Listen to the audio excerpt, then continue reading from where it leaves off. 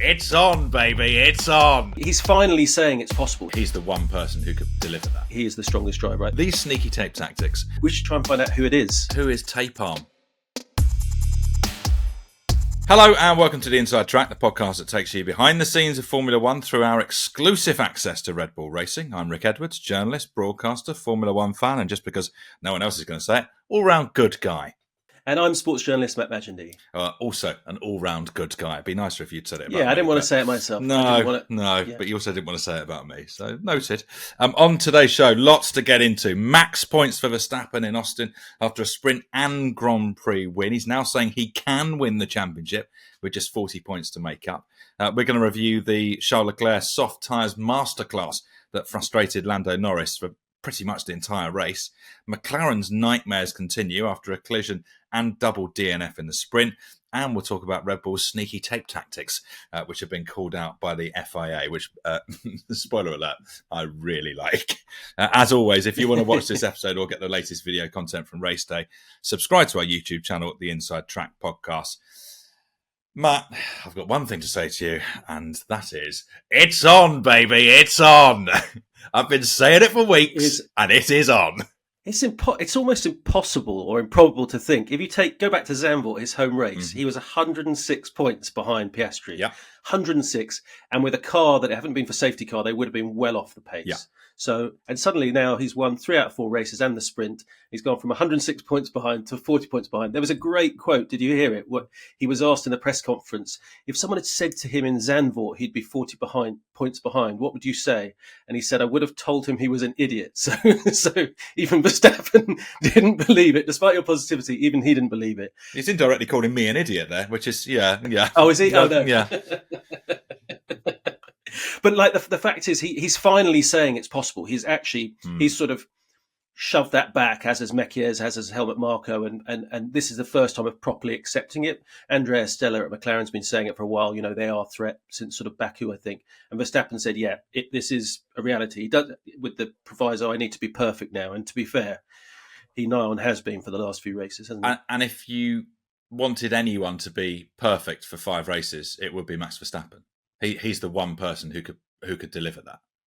Yeah, absolutely. Like, if it was anyone else at any of these points, I just don't think it was possible. And now it does seem possible. Piastri was still saying, I'm the favourite for the title, and understandably, he thinks that because he's 16 points ahead of his teammate and 40 ahead of Verstappen, but he's looking a bit iffy. Norris, I've been impressed by, despite his struggles to get past Leclerc. But yeah, the reality is it's possible. I mean, it would be unbelievable if he does pull it off, wouldn't it? Well, there's so much in sport is about momentum, and you can't, and it's so hard to kind of wrestle that away from someone, particularly when they're as talented as someone like Verstappen. And he's on the charge, and you have to, I think, give a lot of credit to the Red Bull team as well, who kind of out of nowhere have suddenly got the car performing.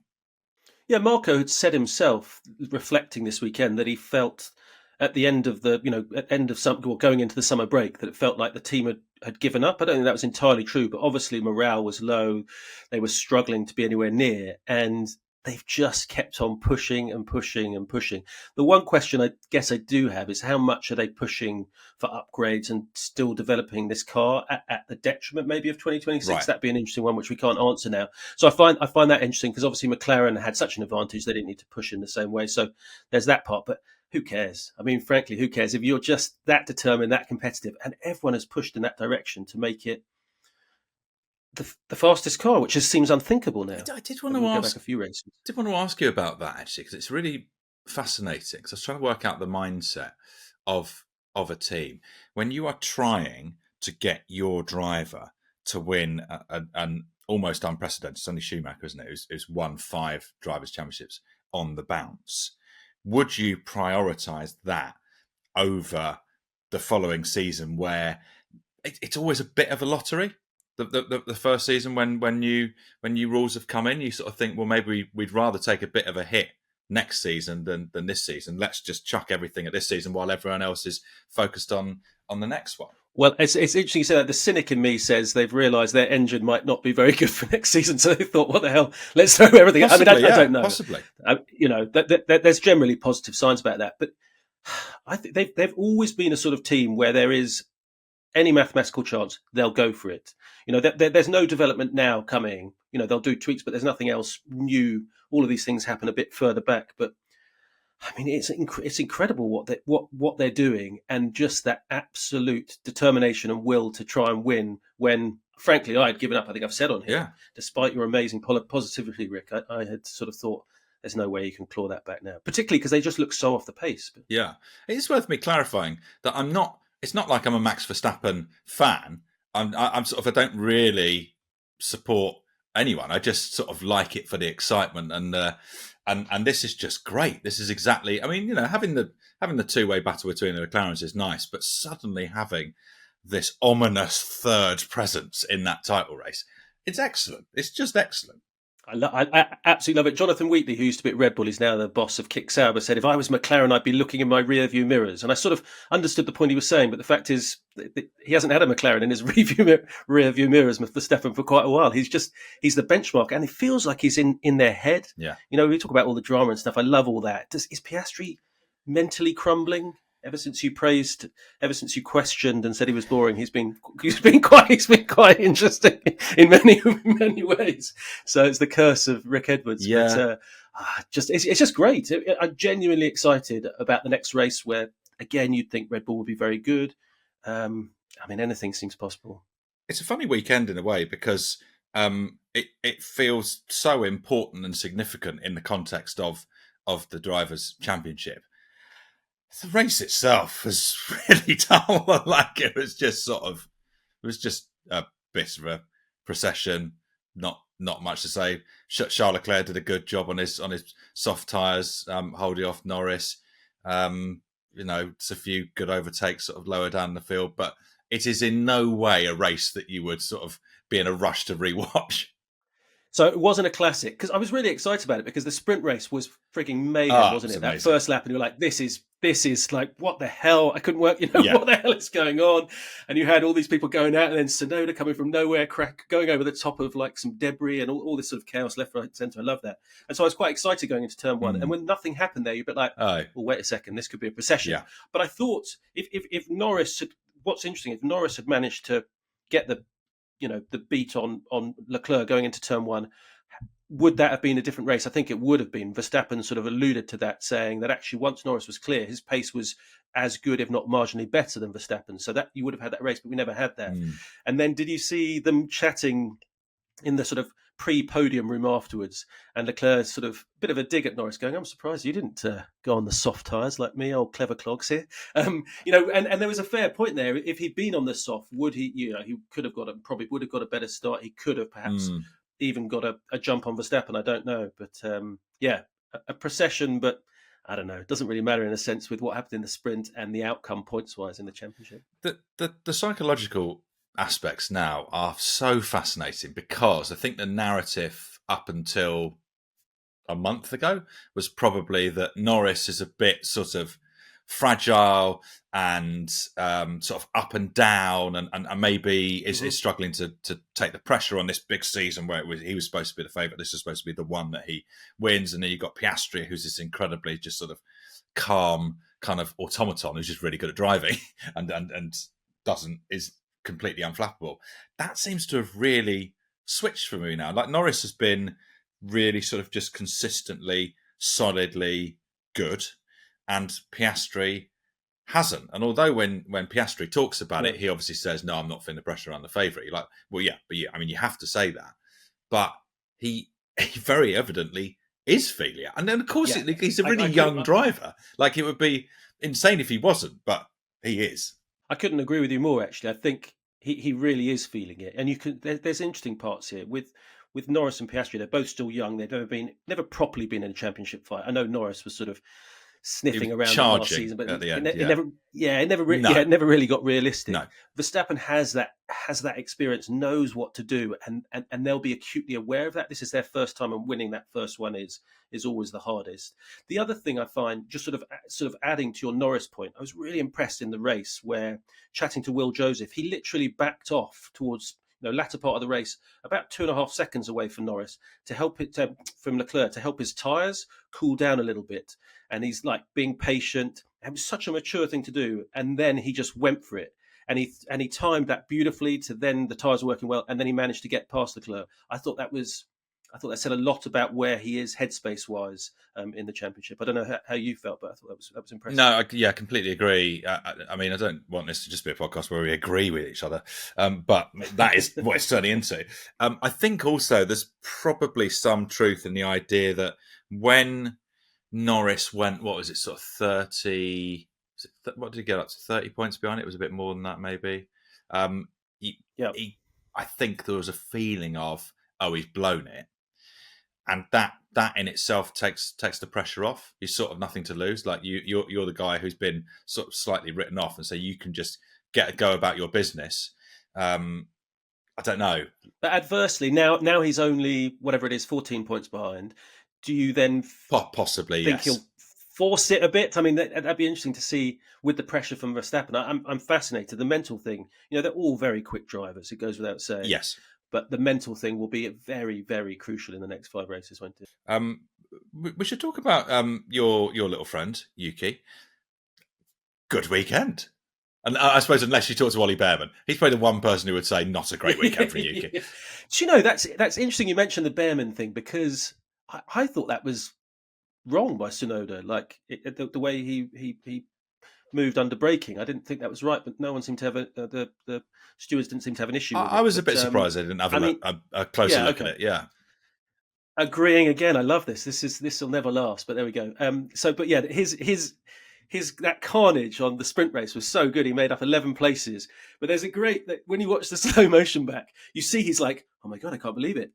He's flying through, and then suddenly like massive bit of Sauber rear wing or front wing is just lying there. I've got no choice stuck to me for quite a while now. If I just drive over that and hope for the best, and amazingly it was fine. He ended up at 7th, I think it was, and the same in the race. I thought, as an audition goes for trying to keep that seat, that was very impressive. When Hadjar had a pretty difficult weekend and looked out of sorts most of the time. I thought, Tsunoda under immense pressure, proper elbows out racing as well with Bearman as well, who wasn't best pleased, was he? Positive. No, he wasn't. No. About him afterwards. Have we got any further intel on that second seat situation at Red Bull? Yeah, so very much it's after Mexico. So they have said that we're not making any decision until after Mexico, and that's the official line from Helmut Marko. He said that to me, and Mekies was saying that this weekend that it's Mexico and then we choose. Now that's counter to a lot of reports saying Hadjar deal already done. So you would think Mexico is a final audition for both Tsunoda and Hadjar to find out who gets that seat. And if Tsunoda has another weekend like that, then suddenly the scales kind of head back in his direction. Perhaps Marko, who's got quite a sway in this decision, is a big Hadjar fan. And he doesn't just talk about Hadjar the driver. He talks about the personality, this sense of humour, this strong character. He likes all the stuff that he sees as still important, that the mental strength he's got and stuff like that. So I don't know, I'd be interested to see and how quickly they're going to sit down and have a post Mexico chat, and how quickly they make that decision remains to be seen. We talked a lot about mentality and being mentally strong. Who's the toughest driver mentally? You want to say Verstappen because he's just been there and done it so often, but then there's been quite a few sort of occasions where he hasn't really been pushed. So I don't know if that's just a sort of a lazy answer. And to be lazy again, I'm going to agree with you and say I think Verstappen is mentally. It's the agreeing episode. I think mentally he is the strongest driver. I really do think that's the case, and he's got stronger and stronger season by season. Now we've got to talk about the sprint race. That first corner was absolute carnage, and the thing that we have been saying is going to happen at some point, which is the McLarens bang, taking each other out, happened, but not, I think, in the way that we had thought it might, because my reading of it is that neither of them were at full. I mean, Norris definitely not, and then Piastri's just sort of making room for Norris, and then there's a sort of domino rally effect as Hulkenberg comes up. I'm not even sure Hulkenberg, but I think it's sort of one of those things slightly. I guess if I was attributing blame, it's probably Hulkenberg, but pretty marginal. It's interesting you say that, because I'm going to marginally disagree just to mix things up. But so going into turn one, yeah, sorry, I should have pre-warned you. But going into that thing, then Piastri cuts inside of Norris, doesn't he, at that point? But by doing so, knowing where his track position is, and while he couldn't see, there's a fairly strong chance that someone else is going to be someone there. So I do, So I do think that he was a little. I mean, Zach Brown was very clear and said the other drivers were at fault. And no sort of repercussions in that sense. But I actually felt Piastri was as perhaps as much as fault as Norris was the previous weekend. Like I don't, and if you're going to have minor repercussions for Norris from that race, then surely behind the scenes there should be minor repercussions for Piastri. Thankfully, I'm not alone on this. Damon Hill agreed with me. I listened back to his commentary. He was saying the point that so a couple of wise men in Formula One agreeing there. But I just didn't. Certainly one. But I just felt that McLaren had made a rod for their own back by putting out this thing that there's minor consequences or repercussions for Norris for what happened in Singapore, but we're not going to tell you what it is. Then by the same association, shouldn't there be something? Norris will be going, well, wait a second, Piastri crashed into me and he was turning in there. Is there not repercussions for him? And that in the whole title battle again makes a little bit more friction for me. But yeah, I thought... I mean, the stewards decided there was nothing to be done. No offence. It was a turn one thing. Absolute superb carnage. Yes. Just no, obviously didn't want anyone being hurt, so it was great. There was no damage done in that regard, but just chaos, utter chaos. Nobody hurt. Carnage on the first corner is exactly what you want to see. That's perfect. Yeah, exactly. And then Verstappen just disappears off. Yeah, he really did, didn't he? He was like, he's a long way ahead already. Yeah, he's like, where is everyone? Where is everyone? Is there going to come a point now where McLaren might have to abandon their "we're just going to let them race" policy? Because if Verstappen continues to eat into that lead, then you can do something where you guarantee you at least work together to try and make sure the person who has the best chance ends up winning the championship. If you just let them race, they say it's yeah. Do you know what I mean? There's a question. Yeah, I do. I mean, they say no, but if they were to have another crash at turn one in Mexico, and suddenly then it's a ridiculous situation in terms of points and the deficit that Verstappen has to make up is quite possible.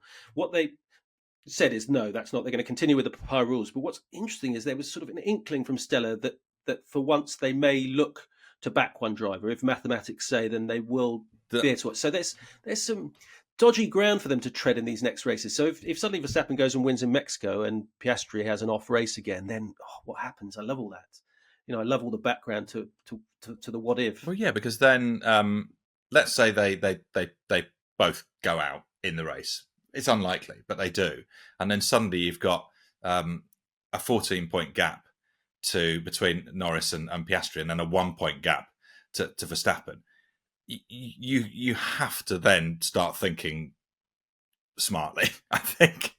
Yeah. I mean, it's an interesting question, but they have stuck steadfastly, to their credit, because it's made for a more interesting season, allowing those two to race, hasn't it? I mean, from a spectator's view, completely. But I don't think anyone watching would begrudge them turning round and saying, the situation has changed and we are going to need to do something different. Like you go, well, yeah, you do. That's funny, isn't it? Because they're saying we back both drivers fairly. They can race each other on track. That's that. You can't.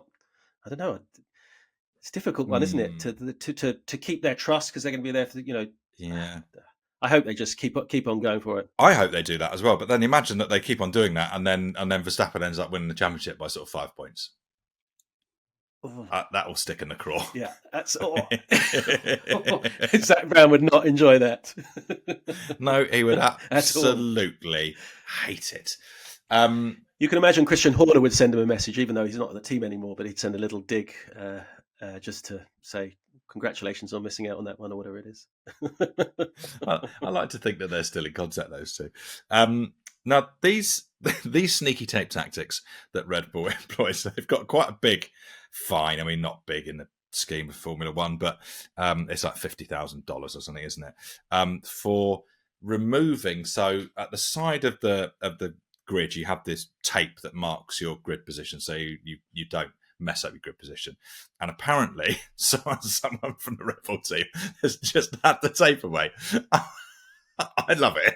I think it's so childish and pathetic and petty, but also it's the sort of thing that you want from winners. It's that, I mean, there's a term in football that I don't think we'll say on this podcast, Yeah. but it's a classic example of that particular type of behaviour. The housery exactly right. Is this what you're? Yes. Yeah, okay. So we allude to it like that. I loved it. I'm not even sure they were successful in removing the tape. I think the wording is attempting to remove the tape. I was going to say, is it because they were sort of walking past and trying to do it so casually? You've got one shot at it, and you try and grab the tape, and you just slightly fumble it. I think there was previous. There was some chat that they've perhaps done it before as well. But I mean, it's wonderfully childish.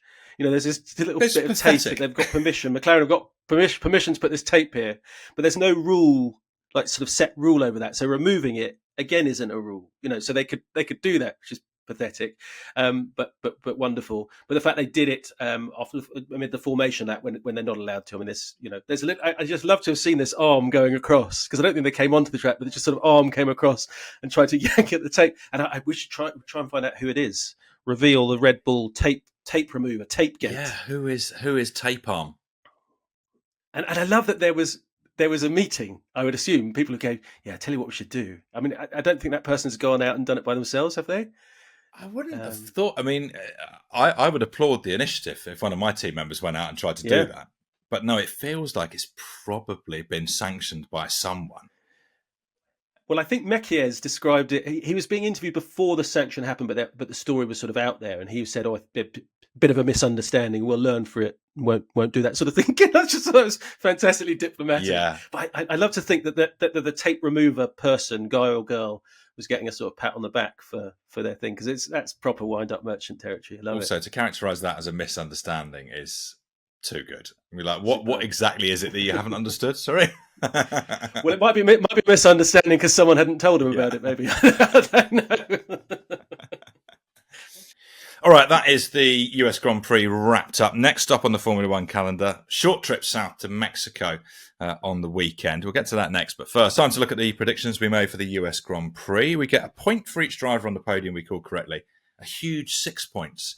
The almost mythical 6 points if we absolutely nail the 1, 2, 3. Over the season, we are up against you, the audience, as well as this horrible AI bot. So these are our Grand Prix predictions. Matt, last week you got 2 points. Can you remember your calls for the USA? I think I went... Did I go for Verstappen, Norris, Piastri? You wish. That was what I went for. That was what you went for. I went... You went Norris, Verstappen, Piastri. So you get 2 points. My Verstappen, Norris, Piastri also gets 2 points. We'll come back to what I think about that. You've got some. I have. That. Well, yours is better. I have got some thoughts. AI bot predicted Norris, Piastri, Verstappen, so it gets 2 points as well. And then audience member selected at random on Instagram, Blissfully Grey, went for Verstappen, Piastri, Alonso. So that's 1 point. So the leaderboard, which has been double checked after the controversy of the last episode, and now verified by an independent body, it's now showing Matt 37, Rick 35, AI 32, audience 28. Now, producer John has suggested, I think, a splendid innovation here to avoid the problem that we have week in, week out, where I give a better prediction and yet somehow get the same number of points as you. So he has suggested that for the final 5 races this year, there is a new rule, and you get 2 points if you get a podium position correct. So it's 1 point if they're on the podium, as we've been doing, but then if they're in the right spot, then you get 2, and obviously if you get all 3, then you get a 6. So it all sort of works quite well. Now, if I give this week's predictions as an example, that would mean that I would get 2 points for Verstappen, 2 points for Norris, so I would get 4 points, and you would just get your 1 point for having them on the podium. And that would bring us to tied in the leaderboard. So I suppose my question is not are we adopting this, because we are, but do we adopt it from retrospectively? When you say producer John, do you mean you've come up with this? Well, look, or you've had some suggestions. Look, in conversations, private conversations, there have been discussions, and this is what producer John has come up with. So, what do you reckon? I sort of don't know what I think about that. I quite like the idea of it because it's fun, but at the same it's time, dangerous for you, isn't it? Change the championship. Dangerous for you. No, it's not. I'll absolutely. I'll this will be a walk in the park. I'll take it seriously now. But it's just like changing the championship with 5 races to go. I don't know. It is a better system, though, isn't it? It does does make sense. We should have been doing it from the start. We should have done this from the outset. Well, because John's so good at maths, maybe he should recount all of our predictions so far and see what that comes. I was going to say the only thing I wouldn't want to see is that suddenly we retrospectively do it to the whole season and you're miles ahead. Then I would say it's a quite bad idea. But I think, look, for the last 5 races, let's do it. It's a bit of fun. Come on. Why also, not? it does mean that there's more likely that the audience and AI could get back into it. And I just, yeah, I think that's. Oh no! Don't do that. Imagine you introduce this and then AI wins off the back of it. Oh, that would be hard. Oh my god! Yeah, I actually wouldn't be able to take that. I'd be looking for a big server to smash up. It's quite hard to. You don't know what you're trying to attack with AI, do you? But you assume it's a server. Okay, next race on the Formula One calendar: Mexican Grand Prix this coming weekend, Sunday the 26th. Talk to me about the circuit. It should be Red Bull heaven, basically. Yeah. Last 7 versions of that race, they've won 5 of them, and Verstappen's won 5, and he loves it. Looks good there.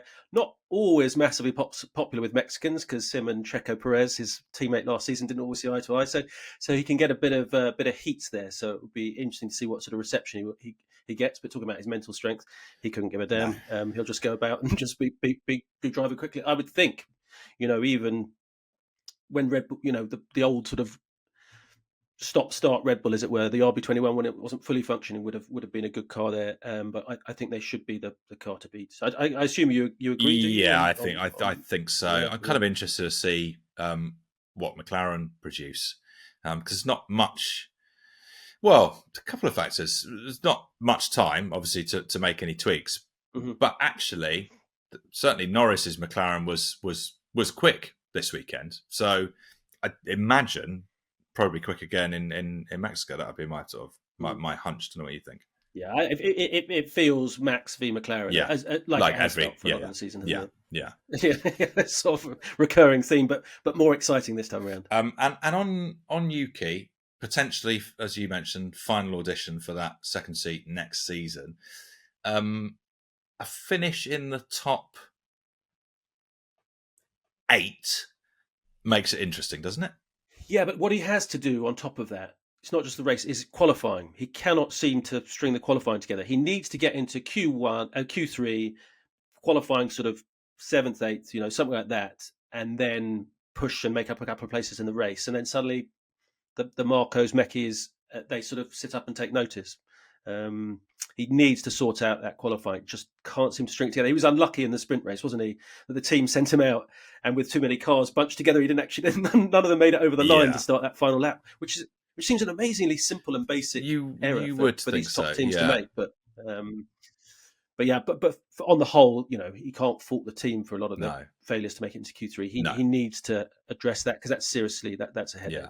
You've also got to take into equation the fact that they're in the fight for there's a 2, 3, 4 in the constructors. Obviously McLaren are way ahead, but Max has helped knock that disadvantage, but also Yuki has with the 2 results he had in Austin. So that's if he's pulling off some serious points things, then that's going to win him a lot of favours at the team. What about Ferrari? It was a better weekend for them. I mean, largely I suppose down to that smart choice on the soft tyres from Leclerc. It's pretty hard to know what they'll do from week to week, isn't it? I thought they'd struggle, but they were pretty good in the sprint and pretty good. I mean, helped by the fact that so many cars exited, but they were good in the race. Hamilton had a good race also. Leclerc drove very smartly. I don't know if there's some rumours about Horner going there, and then it was sort of a show of faith was declared to Fred Vasseur over the weekend, and I don't know if that's helped or what's happened, but it kind of always feels with Ferrari like they're about to unlock the magic and it to go well, but they can't seem to consistently do it. And I feel once they've unearthed that, fully understanding the car, a bit like how Red Bull have, then you feel like they'll really be competitive. It could be great to see them in the mix. Yeah, so nice to imagine that first one-on-one sit-down meeting between Christian Horner and Lewis Hamilton if he were to end up at Ferrari. Yeah, he didn't seem very enthusiastic about it. No, he did not. I think he called it a major distraction or something like that, was his polite, slightly terse response. Yeah. I wonder if obviously they would, like, do you just say, all water under a bridge, let's just move forward? I suppose you have to, don't you? It's the only option, isn't it? Yeah. You've got to, if you're going out to win races, you've got to do it together.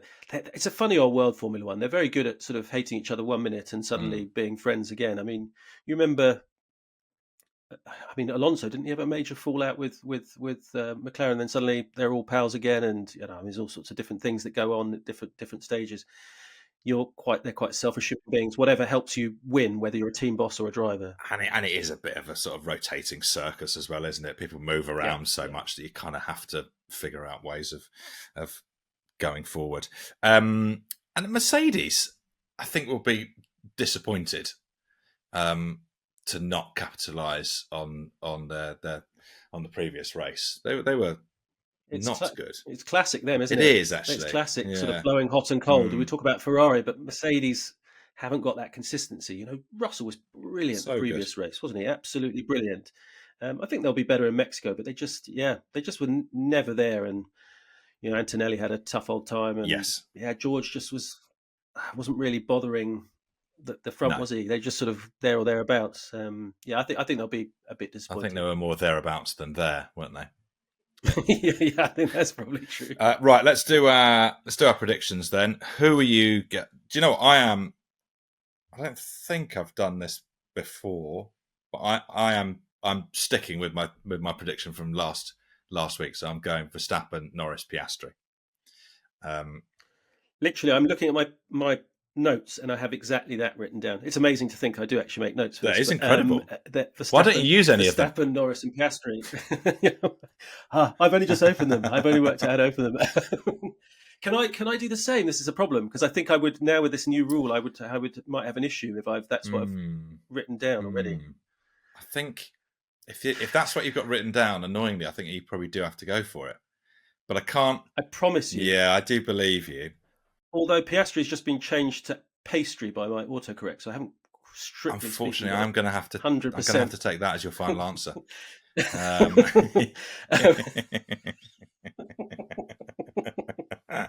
Pastry, what a great name for a driver. So I'm actually, annoyingly, with this now amazing new thing that producer John's come up with, it's not going to have any effect. But I'm going to do Verstappen, Norris, and Piastri. And then I won't do the same as you. I wonder if next week producer John will come up with a new innovation which you cannot have the same prediction as anyone else. That might be quite good. That's not for me. Not for me to say. Feels like people are out to sabotage me, but maybe I'm mentally crumbling with the paranoia of this. I think you are. Yeah. And AI has gone for Verstappen, Norris, Leclerc. So effectively, it does do that the Darren Brown chess thing quite a lot, doesn't it? AI, where it just takes exactly what's happened the previous week and sort of thinks, well, that feels quite likely. Not a terrible approach. And we will select a listener prediction to represent you, the audience. So get your prediction in on our Instagram or YouTube comments. Also, remember to follow us on Instagram, TikTok, or YouTube. Search for the Inside Track Podcast or check out the show notes. We'll be back in a week's time to review all the drama from Mexico and provide some exclusive insider insight, as always, from Team Red Bull. The Inside Track is funded and made by BBC Studios, a commercial company that is wholly owned by the BBC. It's produced and edited by John Weeks, video editing and social media by Georgina Revel, and James Cook is the executive producer.